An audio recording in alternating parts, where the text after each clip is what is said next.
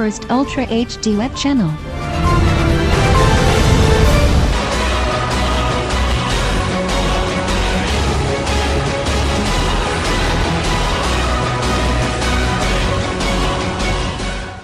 Mayor Larkana जी तब्दीलीअ खां पोइ डिस्ट्रिक्ट काउंसिल लाड़काणो जे चेयरमैन खान मोहम्मद सांगुरू जी तब्दीली जा इम्कान वधी विया आहिनि। डिस्ट्रिक्ट काउंसिल जे रंधिणे में रौलो पइजी वियो आहे। मेंबरनि पारां चेयरमैन खां इस्तीफ़ा जो मुतालबो कयो पियो वञे।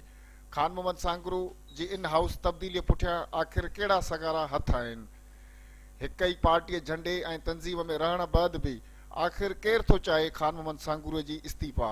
इहे समूरा राज़ उन वक़्तु मंज़र आम ते आया जॾहिं चेयरमैन खान मोहम्मद सांगुरू पारां इजलास सॾायो वियो। सिर्फ़ शिरकत कई जॾहिं त ज़िले काउंसिल जा टोटल 37 मेंबर आहिनि ऐं 17 मेंबरनि जी शिरकत लाज़मी हूंदी आहे। न हुजण सबबि इजलास अणॼातल मुदे ताईं मुलतवी कयो वियो। शिरकत कंदड़ 10 मेंबरनि पिणु चेयरमैन खान मोहम्मद सांगुरू मथां इल्ज़ाम लॻाया त संदसि जो मेंबरनि सां रवैयो बहितर न आहे ऐं 2 सालनि खां NIT न थियण सबबि काउंसिलर पंहिंजे इलाइक़नि में तरक़ियाती कम कराए न सघिया आहिनि।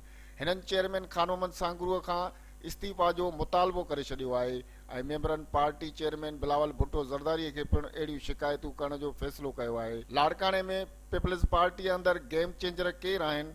अॻूणे मेयर असलम शेख खे हटराए ख़ैर मोहम्मद शेख खे नओं मेयर मुक़ररु करायो वियो ऐं हिन वक़्तु वरी ज़िले काउंसिल जे चेयरमैन खान मोहम्मद सांगुरूअ जी इस्तीफ़ा जो मुतालबो कंदड़ मेंबर आख़िर कंहिंजे आशीर्वाद हेठि कमु करे रहिया आहिनि? खान मोहम्मद सांगुरूअ जी तब्दीली उन जी नाक़स कारकर्दगी या पार्टी अंदरि स्टेक होल्डरनि जी ख़्वाहिश आहे?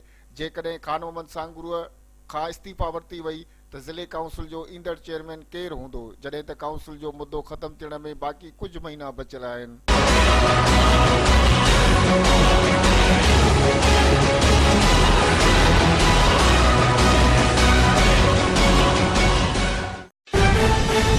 For more news and updates, keep watching BTV News First Ultra HD web channel.